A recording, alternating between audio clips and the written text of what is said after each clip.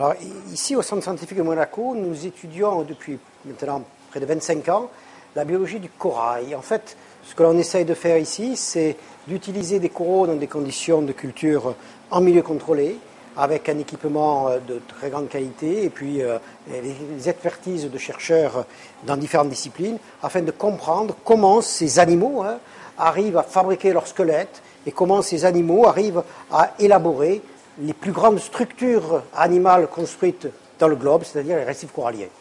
Les coraux peuvent être de magnifiques modèles pour étudier différents problèmes humains.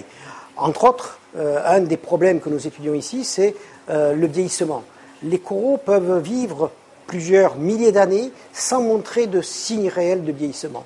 Donc on essaie ici, en collaboration avec des spécialistes du vieillissement qui travaillent sur les vertébrés, de mieux comprendre pourquoi cet animal ne vieillit pas et pourquoi finalement nous vieillissons. Ce n'est pas tellement pour pouvoir augmenter la longévité, mais c'est pouvoir arriver à vivre vieux sans maladie. En fait, il y a eu des expériences de coralliculture in situ. Alors, ce n'est pas du tout les mêmes coraux que nous avons ici, c'est une autre espèce de corail. C'est le corail qu'on appelle le corail des bijoutiers, qui est un corail rouge qui vit en profondeur dans la mer Méditerranée et qui a été décimé dans les 20 ou 30 premiers mètres à cause des corailleurs, mais aussi à cause des plongeurs. Et au sein de l'association monégasque pour la protection de la nature, qui gère les réserves sous-marines de Monaco, nous avons essayé de réimplanter ce corail dans des systèmes de grottes artificielles afin de tester les méthodes que nous avions mises au point ici pour les coraux tropicaux, de les appliquer au corail de Méditerranée. Alors, l'originalité du centre scientifique, c'est d'avoir ces aquariums, qui sont vraiment la particularité du centre scientifique.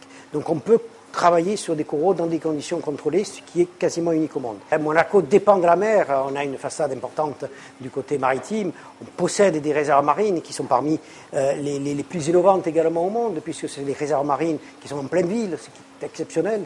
Et donc effectivement, tout ça fait que Monaco est une cité maritime. La biologie marine, c'est quand même l'histoire de Monaco avec... Immédiatement, on pense au prince Albert Ier, qui a été un des précurseurs de l'océanographie, qui a imaginé tout ce qui est l'océanographie moderne, qui a imaginé les façons d'étudier l'océan profond, qui a été un des premiers à montrer qu'il y avait de la vie dans des grandes profondeurs, ce qui a été démontré beaucoup plus tard, 50 ans plus tard, avec d'autres méthodes.